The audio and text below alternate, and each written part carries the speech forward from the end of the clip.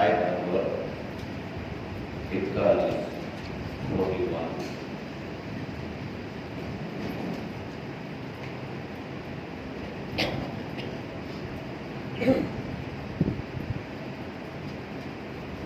أعوذ بالله من الشيطان الرجيم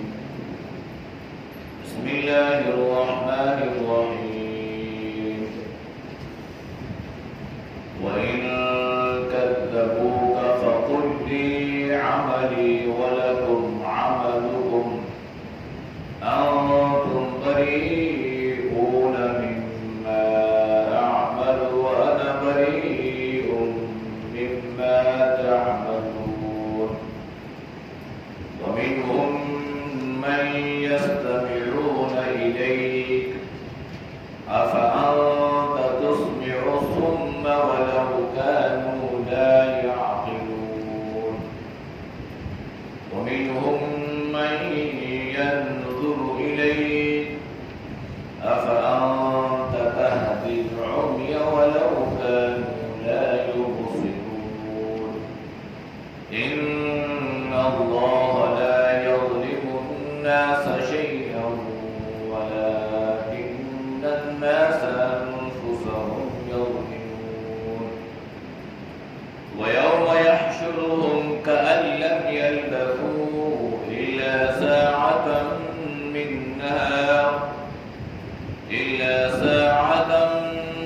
من النهار يتعارفون بينهم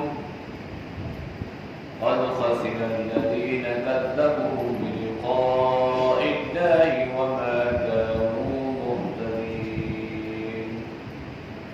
صدق الله العظيم.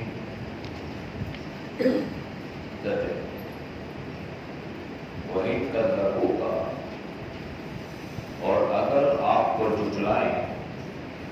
فَقُلْ بس آپ کہہ دیجئے لی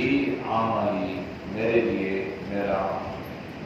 وَلَكُمْ اور تمہارے لیے عملکم تمہارا عمل انتم تم بری ہو ذمہ نہیں ہے تمہارا مما اس چیز کا عمل جو میں عمل کر رہا ہوں وَأَنَا بَرِيءٌ اور میں بری ہوں مما اس سے تعملون جو تم عمل کرتے ہو وَمِنْهُمْ اور ان میں سے من وہ شخص يَسْتَمِعُونَ جو کان لگاتا ہے الیک تیری طرف افانت بس کیا تم تسمع الصم سنائے گا بہرے کو وَلَوْ كَانُوا اگر ہوں لا يَعْقِلُونَ نہ سمجھنے والے وَمِنْهُمْ اور ان میں سے من وہ شخص يَنْظُرُ جو دیکھتا ہے الیک تیری طرف افانت بس کیا تو تہدی العمی راستہ بتلائے گا اندھے کو وَلَوْ كَانُوا اگرچہ ہو لا يُبْصِرُونَ نہ دیکھنے والے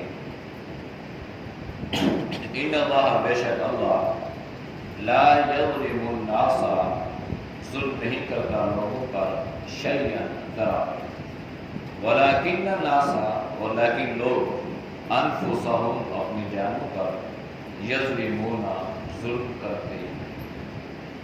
ویوم اور جس دن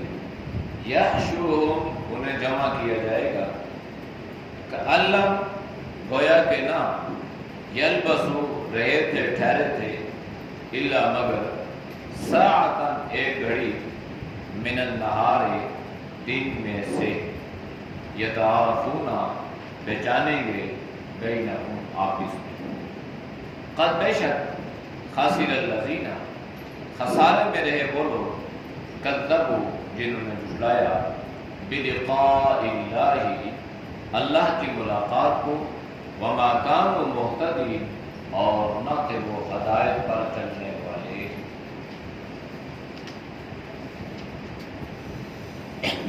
آیات کا ماقبل آیات کے ساتھ بہت واضح ہے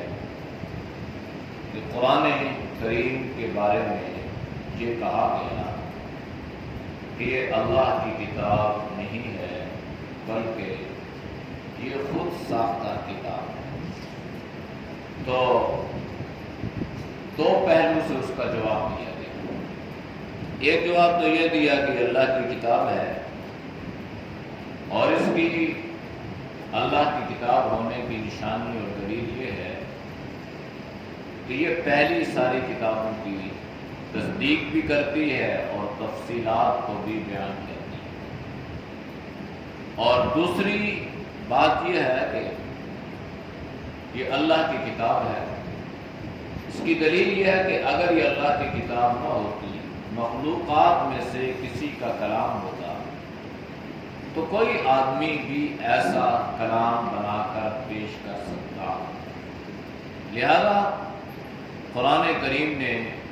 انہیں یہ چیلنج کیا کہ اگر تم اس کو اللہ کی کتاب ماننے کے لیے تیار نہیں ہو تو پھر تم کوئی ایک صورت، چاہے وہ چھوٹی ہو یا 10 جو ہے وہ چھوٹی سی آیات یا ایک آیات، مختلف اوقات میں مختلف چیلنج انہیں دیے گئے، تو بتلایا انہیں یہ گیا، سمجھایا یہ گیا کہ اگر تم اس کتاب جیسی کتاب یا اس جیسی آیات بنا کر پیش نہیں کر سکتے ہو تو پھر یہ بات تسلیم کر لو کہ یہ اللہ کی کتاب ہے۔ خواہ صد، عداوت اور درمی اور خواہ کی دشمنی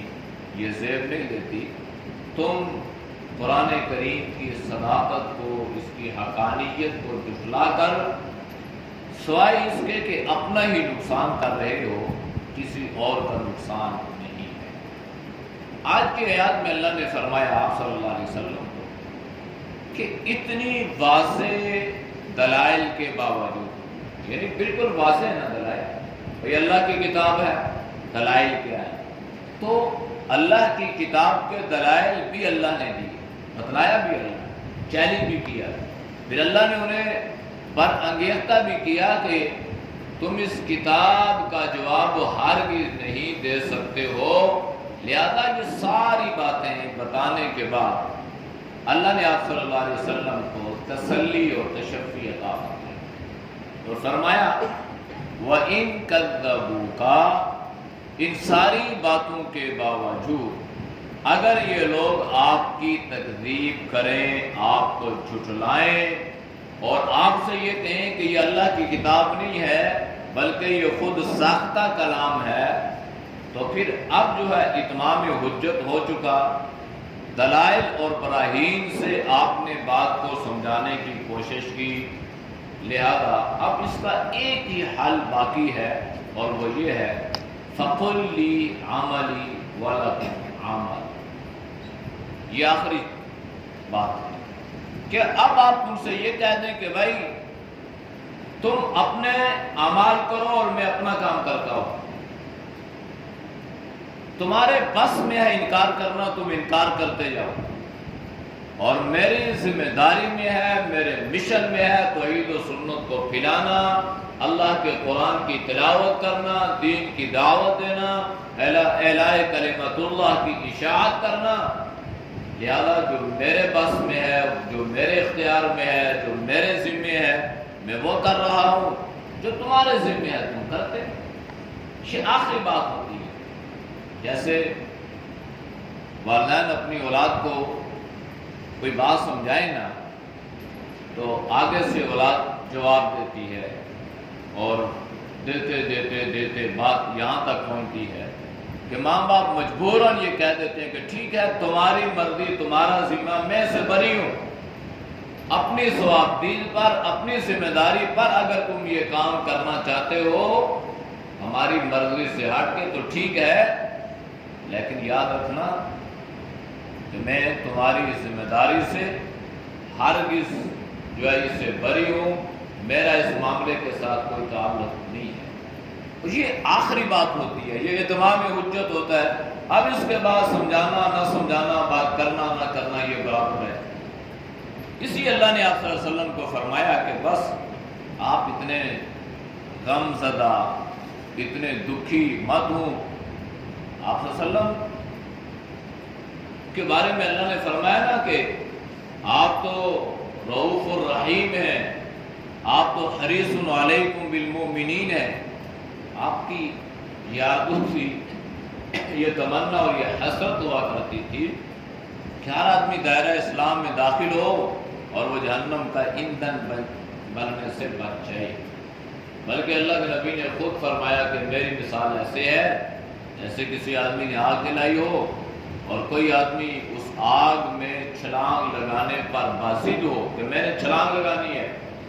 اور میری مثال ایسے ہے کہ میں اس آدمی کو کمر سے پکڑ کے پیچھے دھکیل رہا ہوں اور اس کو چھلانگ لگانے سے منع کر رہا ہوں کہ اگر چھلانگ لگاؤ گے تو تمہارا انجام یہ ہوگا کہ تم بالکل راکھ بن جاؤ، ایندھن نہ جاؤ۔ اس لیے آپ صلی اللہ علیہ وسلم رؤوف تھے، تو آپ بتلاتے، دعوت دیتے، آپ غم زدہ ہو جاتے کہ دیکھو بھائی میں ان کا بھلا چاہ رہا ہوں، ان کے نفع کی بات کرتا ہوں، یہ سننے کے لیے تیار نہیں ہے، بلکہ جھٹلا رہے ہیں، بلکہ اس پہ تانے دیتے ہیں، باتیں بھی کر رہے ہیں۔ اس لیے اللہ نے فرمایا بس فَقُلْ لِي عَمَلِي، آپ ان سے کہتے ہیں میرے لیے میرا عمل، وَلَكُمْ عَمَلُكُمْ، تمہارے لیے تمہارا۔ یہ بالکل اتمام حجت ہو تب اللہ کے نبی نے یہ بات بیان، شروع میں نہیں بیان فرمائی کہ اللہ کے نبی نے فوراً کسی ایک کو دعوت دی اور اس نے کہا نہیں میں نہیں مانتا، تو اللہ کے نبی نے فرمایا ٹھیک ہے نہیں مانتا تو جا جہنم میں، تیرے لیے تیرا عمل میرے لیے۔ بلکہ نہیں، اس آدمی کے پیچھے بھی اللہ کے نبی بارہا گئے،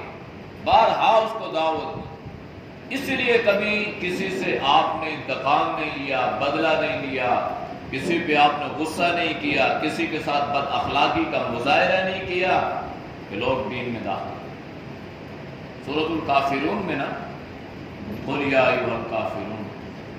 اس میں بھی اعلان ہے لیکن اس میں ذرا جہادانہ قسم کا، جاندار قسم کا۔ اللہ کے نبی نے اب کافروں سے پرملائی اعلان فرمایا کافروں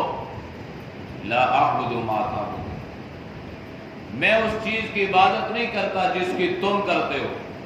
لکم دینکم ولی دین، تمہارے لیے تمہارا دین، میرے لیے میرا دین۔ اس وقت یہ اہل کفر یہ چاہ رہے تھے کہ آپ صلی اللہ علیہ وسلم اپنا مذہب، اپنا دین چھوڑ کے ہمارے مذہب کو قبول کریں، اور اس کے لیے جو کچھ یہ کہتے ہیں، آفر لگاتے ہیں، ہم ان کی ساری آفروں کو پورا کرنے کے لیے تیار ہیں، چاہیے دنیا کے طالب بن جائیں، چاہیے کسی چیز کے سرداری کے، وہ پوری روایات میں جو چیز آپ صلی اللہ علیہ وسلم نے بیان کی، لیکن فرمایا لکم دین، تمہارے لیے تمہارا دین، میرے لیے میرا دین۔ تم مجھ سے یہ توقع مت رکھو کہ میں خدا نخواستہ دنیا طلبے میں اپنے دین کو چھوڑ دوں گا، مجھے اللہ نے نبی رسول برحق بنا کر بھیجا ہے اور میری ذمہ داری اللہ نے یہ لگائی ہے، میں اپنی اس ذمہ داری سے ایک لمحے کے لیے بھی غافل نہیں ہو سکتا۔ یا یہ رسول بلغ ما انزل الیک من ربک انتم بریئون مما اعمل وانا بریء مما تعملون، تمہارا ذمہ نہیں ہے، تم بری ہو اس چیز سے جو میں عمل کر رہا ہوں، اور میں بری ہوں اس سے جو تم عمل کرتے ہو۔ اس سے مراد یہ ہے کہ آپ صلی اللہ علیہ وسلم نے انہیں یہ بتلایا کہ بھائی تم گناہ کرو، بدعمالیاں کرو، جو مرضی ہے کرو، تمہارے گناہوں کا وبال میرے اوپر نہیں ہوگا، تمہارے گناہوں کا وبال تمہارے اوپر ہی ہوگا،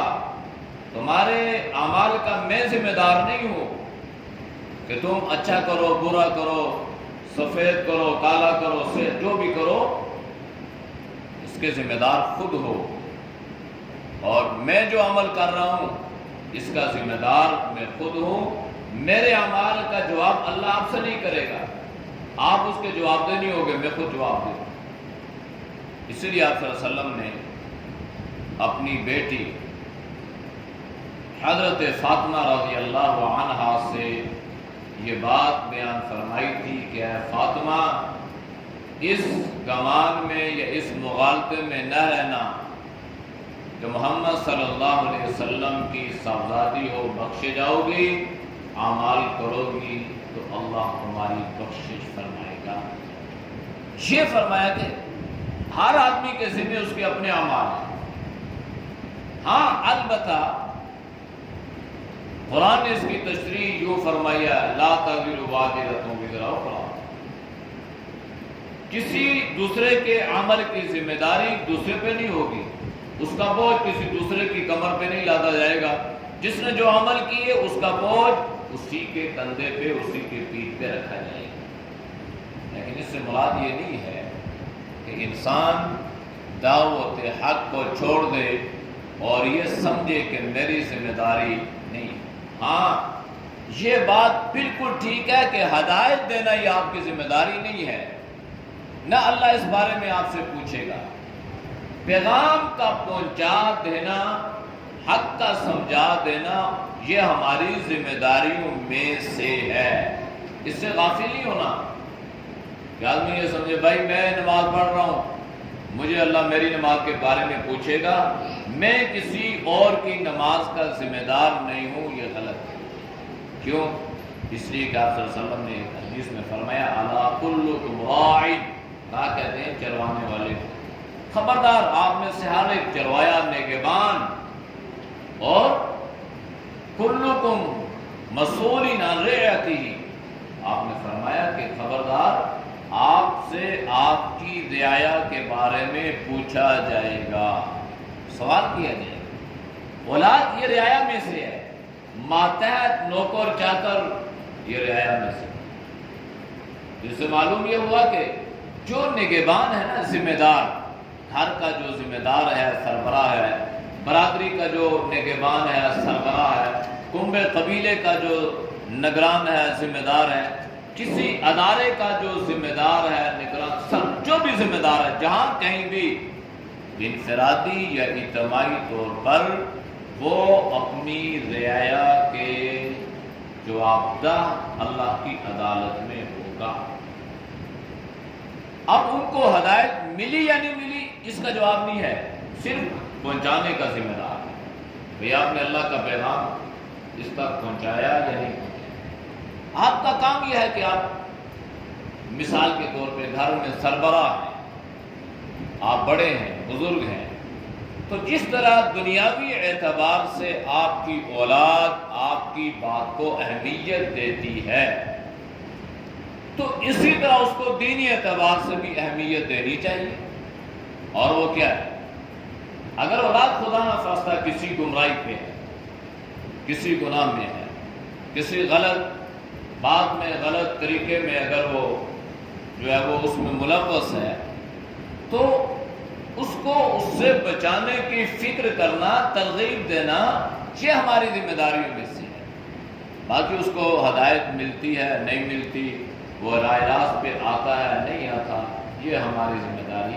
نہیں ہے۔ وَمَن يُضْلِلِ اللَّهُ فَلَا هَادِيَ لَهُ، اللہ کے قبضے میں ہدایت، اللہ گمراہوں کو بھی ہدایت عطا کرتا ہے، تو جس کے مقدر میں ہوگی اللہ اسے ہدایت نصیب فرمائے گا۔ لیکن بہرحال اس آیت سے یہ بات معلوم ہوئی کہ ہر انسان کو اپنی ذمہ داری کا احساس کرنا چاہیے۔ باقی اگر وہ آپ کی بات میں آتا ہے تو ٹھیک ہے، اگر نہیں آتا تو آپ اسے یہ کہہ دیں بھائی میں جو کر رہا ہوں میں اس کا جواب دہ ہوں، تم جو کر رہے ہو تم اس کے جواب دہ ہو، اللہ کی عدالت میں پتہ چل جائے گا کہ کون حق پہ تھا اور کون نہیں تھا۔ وَمِنْهُمْ، اور ان میں سے، یعنی یہ جو جتنے بھی مشرکین یا منافقین ہیں ان میں سے، من وہ بھی ہیں یستمعون الیک، جو تیری طرف کان لگاتے ہیں، یستمعون یعنی بڑی غور سے تیری بات سنتے ہیں، لیکن غور سے بات تو سنتے ہیں لیکن ان کی نیت اور ارادہ نہیں ہے آپ صلی اللہ علیہ وسلم کی بات پر ایمان لانا۔ اس طرح بہت سارے واقعات یوں پیش آئے کہ جیسے ابو جہل اپنے جتنے بھی اس کے دیگر دوست احباب تھے، چیلے، ان کے ساتھ آیا اور آپ صلی اللہ علیہ وسلم حرم کعبہ میں تھے، تو رات کا وقت تھا، تو آ کے اس نے کہا کہ آپ اس چاند کے ٹکڑے کر سکتے ہیں یا یہ چاند آپ کی بات مانتا ہے؟ تو اللہ کے نبی نے پوچھا اگر تیری بات کو اللہ درست فرما دے تو تم کیا کرو گے؟ ان کا ایمان لے کے پکی بات ہے، ایمان لاؤ گے؟ پکی بات ہے، ایمان لاؤں گا۔ تو پہلے زمانے میں لوگوں کو اس جگہ کا علم تھا کہ کس جگہ اللہ کے نبی کھڑے تھے اور کس طرف آپ نے اشارہ فرمایا تھا اور کہاں پہ اس وقت چاند تھا، اور جب اللہ کے نبی نے یوں کیا اپنی انگلی تو اس چاند کے 2 ٹکڑے اللہ نے فرما دیے۔ اب چاند 2 ٹکڑے ہوا، اہل عرب نے دیکھا، اہل یمن نے اس کی گواہی دی، لیکن کیا ہوا؟ نعوذ باللہ کہنے لگا محمد کا جادو چاند پر بھی چل گیا۔ اب یہ سن رہا تھا باتیں اللہ کے نبی سے بار بار، بھائی کیا کرو گے؟ ایمان لاؤ گے؟ کہہ رہا تھا ایمان لاؤ۔ تو اس طرح سنتے ہیں یستمعون الیک، آپ کی طرف کان تو لگا رہے ہیں، افانت تسمع الصم، ہے یہ بہرے، یعنی کیا آپ ان بہروں کو سنا سکتے ہیں؟ یعنی حق بات یہ سنتے ہیں۔ ایسے تو یہ مطلب نہیں ہے کہ وہ سنتے ہی نہیں تھے، بڑے تیز لوگ تھے، دنیاوی اعتبار سے جنگجو لوگ تھے، دلیر لوگ تھے، بہادر لوگ تھے، سخی تھے، بڑی ان کی سخاوتیں، بڑی باتیں ان کی مشہور ہیں، لیکن حق بات کو سننے کے لیے تیار۔ وَلَوْ كَانُوا لَا يَعْقِلُونَ، بہرا بھی ہو سمجھدار بھی نہ ہو، تو وہ تو پھر بعض بہرے ایسے ہوتے ہیں جو بہرا تو ہوتا ہے لیکن سمجھدار ہوتا ہے، وہ کسی طرح اس بات کو سمجھ سکتا ہے۔ دنیا میں کیسے کتنے اتنے بہرے ہیں جو دیندار ہیں، دین پہ چلنے والے ہیں، بلکہ یہ تبلیغ جماعت میں بہروں کی باقاعدہ جماعتیں نکلتی ہیں، بہرے اور گونگے، تو یہ اپنے طرز پہ لوگوں کو سمجھا رہے ہوتے ہیں، اپنی اپنی اللہ نے ایک ترتیب بنائی ہوتی ہے، اس ترتیب سے یہ لوگوں کو بتا رہے ہوتے ہیں۔ لیکن بہرا بھی ہو سمجھدار بھی نہ ہو، اس کا تو اس کو اللہ ہی ہدایت عطا فرمائے۔ تو اللہ نے آپ صلی اللہ علیہ وسلم کو یہ تسلی دی ہے کہ آپ یہ پریشانی چھوڑ دیں، بس آپ کا کام ہے اللہ کا پیغام ان لوگوں تک پہنچا دینا۔ بات تو یہ بہرے ہیں، گونگے ہیں، اندھے ہیں، ہدایت ملتی ہے نہیں ملتی، یہ معاملہ آپ میرے پہ چھوڑ دیں۔ وَمِنْهُمْ، اور ان میں سے من وہ بھی ہے، يَنْظُرُ إِلَيْكَ، جو تیری طرف دیکھتا ہے، آپ کے حسن و جمال کو دیکھا، آپ کے چہرے کو دیکھا، آپ کے نور نبوت کو دیکھا، آپ کے معجزات کو دیکھا، آپ کی شان کو۔ آج امام محمد رحمہ اللہ کا زمانہ جو تھا، یہ ائمہ میں سے آپ صلی اللہ علیہ وسلم سے تقریباً 350 سال بعد کا زمانہ تھا۔ تو جب امام محمد رحمہ اللہ کا جنازہ اٹھا تو ایسے ہی انہیں دیکھا، بڑے امام تھے یہ، تو کسی نے کہا کہ واہ اللہ کی شان، یہ چھوٹے محمد کا یہ حال ہے، بڑے کا کیا ہوگا؟ یعنی امام وہ آپ صلی اللہ علیہ وسلم کا غلام 350 سال بعد تقریباً،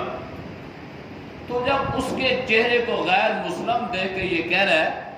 کہ اس کی یہ حالت ہے، تو جس پر یہ ایمان لایا اس کی کیا حالت ہوگی؟ تو انسان سمجھ سکتا ہے کہ اللہ نے آپ صلی اللہ علیہ وسلم کو جو نور عطا فرمایا۔ یہ یہودی عالم تھے نا، حضرت عبداللہ بن سلام یہودی عالم تھے، تو انہوں نے اپنی کتابوں میں کوئی آپ صلی اللہ علیہ وسلم کے اوصاف پڑھے تھے، نبی آئے گا اور اس کی یہ نشانیاں ہوں گی ایسے۔ تو جب یہ آئے تو پہلے ان کو تھوڑا سا روکا گیا مدینہ شریف میں، بھئی آپ نے ان کو دیکھنا نہیں ہے، ملنا نہیں ہے، جانا نہیں ہے، پابندیاں لگ گئیں۔ تو انہوں نے سوچا کہ بھائی عالم تو میں بھی ہوں، اب ایک عالم کی بات کو عالم سمجھ سکتا ہے، سوچا میں عالم ہوں، اگر انہوں نے دعوی نبوت کیا ہے تو کس بنیاد پہ کیا ہے؟ ملنا تو چاہیے نا۔ تو یہ گیا نبی کریم صلی اللہ علیہ وسلم کی خدمت میں اس نیت، اس ارادے سے کہ جا کے نبوت کے بارے میں جو کچھ میں نے کتابوں میں پڑھا ہے وہ ان سے سوال کروں گا، اگر جواب درست ملے تو ایمان لاؤں گا، ورنہ نہیں۔ اب یہ نیت ارادہ تھا، آپ صلی اللہ علیہ وسلم کی خدمت میں آئے، جو آپ صلی اللہ علیہ وسلم کے چہرے پر نظر پڑی حضرت عبداللہ بن سلام کی، کوئی سوال نہیں کیا، بالکل خاموش، بس ایک جملہ نکلا، فرمانے لگے واللہ العظیم هذا الوجہ لیس الوجہ الکذاب، اللہ کی قسم یہ جو چہرہ ہے یہ جھوٹے کا چہرہ نہیں۔ باقی سوال جواب تو بعد میں ہے کہ کیا پوچھنا ہے، کیا کرنا ہے، کچھ بھی نہیں، صرف اتنی بات، یعنی چہرہ دیکھ کر ایمان لائے تو انسان اندازہ لگا سکتا ہے کہ اس زمانے میں جن کے مقدر اور نصیب میں اللہ نے ایمان لکھا تھا ایمان لائے، لیکن کتنے بدبخت تھے وہ لوگ کہ آپ صلی اللہ علیہ وسلم کو دیکھ کر، آپ کے نور نبوت کو دیکھ کر، آپ کی پیشانی کو دیکھ کر، آپ کے اخلاق کو دیکھ کر اور آپ کے اوصاف کتابوں سے پڑھ کے بھی آپ پر ایمان نہ لائے۔ اس سے بڑا بدبخت انسان کون ہو سکتا ہے؟ اس لیے فرمایا وَمِنْهُمْ مَن يَنْظُرُ إِلَيْكَ، ان میں سے وہ ہے جو آپ کی طرف دیکھتے بھی ہیں، لیکن کیا أَفَأَنْتَ تَهْدِي الْعُمْيَ، کیا تو ان اندھوں کو راستہ بتلا سکتا ہے؟ وہ حقیقت میں اندھے نہیں تھے، ان کی دل کی جو روشنی تھی یہ ختم ہو چکی تھی مخالفت کی وجہ سے، ضد کی وجہ سے۔ قرآن نے اس کو یوں بیان فرمایا وَمَن يُشَاقِقِ الرَّسُولَ مِن بَعْدِ مَا تَبَيَّنَ لَهُ الْهُدَىٰ، جس نے رسول اللہ صلی اللہ علیہ وسلم کی مخالفت کی، تو قرآن میں یہ انتہا کی، ورنہ بڑے بڑے ایسے لوگ ہیں جنہوں نے شروع میں آپ صلی اللہ علیہ وسلم کی بڑی مخالفت کی، حضرت حمزہ آپ کے جو چچا ہیں مخالفت کی، حضرت عمر نے آپ کا راستہ روکنے کی کوشش کی، شروع میں تو بہت سارے ایسے لوگ ہیں مخالفت کی، لیکن بعض لوگ مخالفت میں تمام حدود کو پھلانگ جاتے ہیں، تو جو حدود میں مخالفت میں حدود کو پھلانگے گا نا وہ ہدایت سے محروم رہ گیا۔ اللہ نے فرمایا فَأَنْتَ تَهْدِي الْعُمْيَ، یہ اندھے ہیں، کیا آپ ان کو راستہ بتلا سکتے ہیں؟ وَلَوْ كَانُوا لَا يُبْصِرُونَ، دیکھتے نہیں ہیں حق بات کو، یعنی معجزات آپ کے سامنے ہیں، چاند کے ٹکڑے دیکھے، کنکریوں نے کلمہ پڑھا، درختوں کو چلتے ہوئے دیکھا، صلی اللہ علیہ وسلم کے سامنے آ کے سجدہ کر رہے ہیں، پتھروں نے کلمہ پڑھا، ان لوگوں نے سنا، پھر بھی ایمان نہ لائے، تو آپ کس طرح یہ ایمان لائیں گے؟ اس لیے فرمایا وَلَوْ كَانُوا لَا يُبْصِرُونَ، یہ لوگ بیچارے اندھے ہیں، دل کے اندھے ہو چکے ہیں، یہ دیکھ ہی نہیں رہے۔ اب صورتحال یہ ہے ان اللہ لا یظلم الناس شیئا، اللہ کسی انسان پہ کوئی ظلم و زیادتی نہیں کرتا، اللہ تو انصاف والا ہے اور اللہ انصاف کو پسند بھی کرتا ہے، لیکن کیا ہے وَلَكِنَّ النَّاسَ أَنفُسَهُمْ يَظْلِمُونَ، لیکن لوگ اپنی جانوں پہ خود ظلم کرتے ہیں۔ اپنی جان پہ ظلم کرنا یہ ہے کہ اللہ نے ساری باتیں سمجھائی ہیں، پھر ہمیں اللہ کی سچی باتوں کا یقین نہیں ہے اور شیطان کے جھوٹے وعدے اور جھوٹی باتوں پہ یقین کر لیا، یہ اپنی جان پہ ظلم کرنے کے مترادف ہے۔ پھر ایک دن آئے گا وَيَوْمَ يَحْشُرُهُمْ، جس دن اللہ سب کو جمع کرے گا، كَأَن لَّمْ يَلْبَثُوا إِلَّا سَاعَةً، یہ دنیا کی زندگی اور قبر کی زندگی انہیں یوں لگے گی الا مگر ساعۃ من النہار، کہ ہم دنیا میں اور اس برزخ میں اتنا رہے جتنا یہ دن کا ایک حصہ ہوتا ہو۔ یعنی اب دیکھیں ایک آدمی کو دنیا میں اللہ نے 1000 سال زندگی دی، 500 سال زندگی دی، 5 سال زندگی دی، 100 سال دی، 200، کتنا بڑا عرصہ ہے، اور پھر قبر میں پتہ نہیں کتنے 1000 سال اس نے گزار دیے۔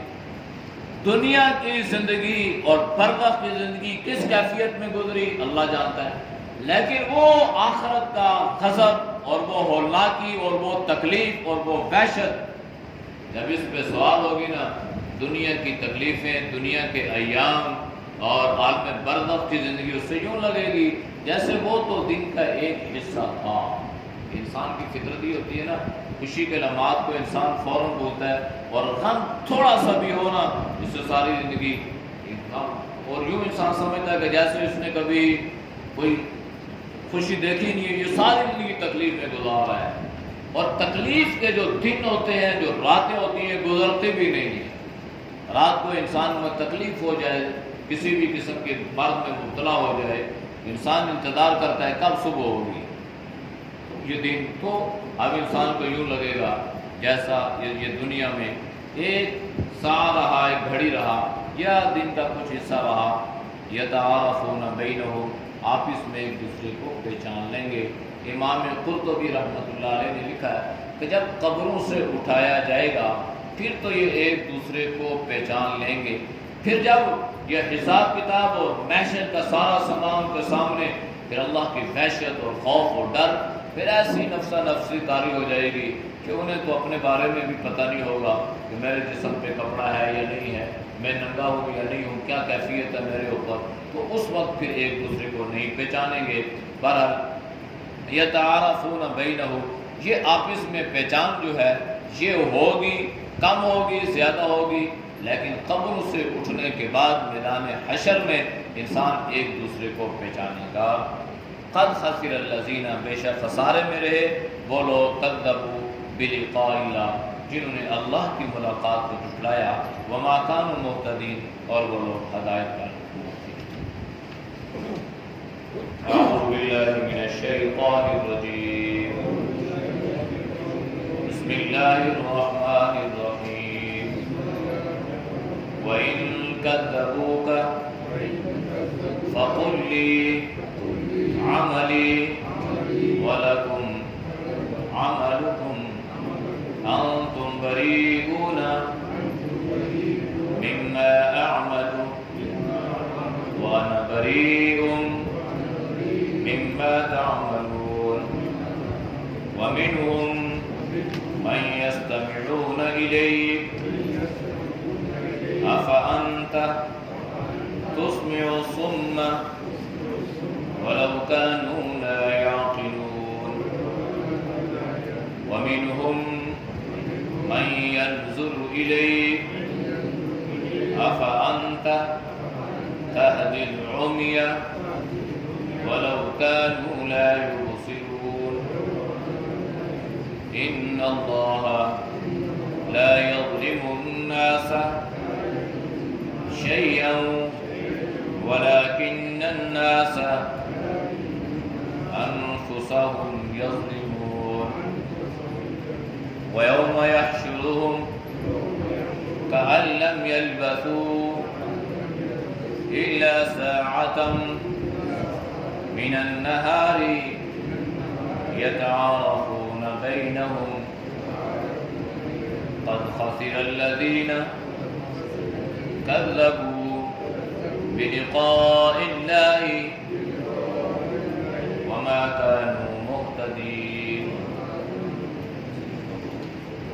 الحمد لله رب العالمين والصلاة والسلام على النبي الكريم۔ اے اللہ ہم سب کے صورت کی رکھنا کو معاف فرما، گناہوں سے حفاظت فرما۔ اے اللہ تین دنیا کی بلائیاں نصیب فرما۔ جناب نبی کریم صلی اللہ علیہ وسلم کی دین پر، آپ کی سنتوں پر اللہ پوری امت کو عمل کرنے کی توفیق نصیب فرما۔ کتنے دوست اللہ حضور کے رضا کے لیے سنتے ہیں، اللہ ان کے سننے کو قبول فرما۔ یا اللہ اس سننے کی برکت سے اللہ تو سب کو صحت ایمان والی زندگی نصیب فرما۔ اے اللہ تو سب کو علم نافع عطا فرما، عمل مقبول عطا فرما۔ اللہ ہمارے اس عمل کو یا اللہ ہم سب کی بخشش اور مغفرت کا ذریعہ بنا۔ صلی اللہ تعالی علی نبی وعلى آله وصحبه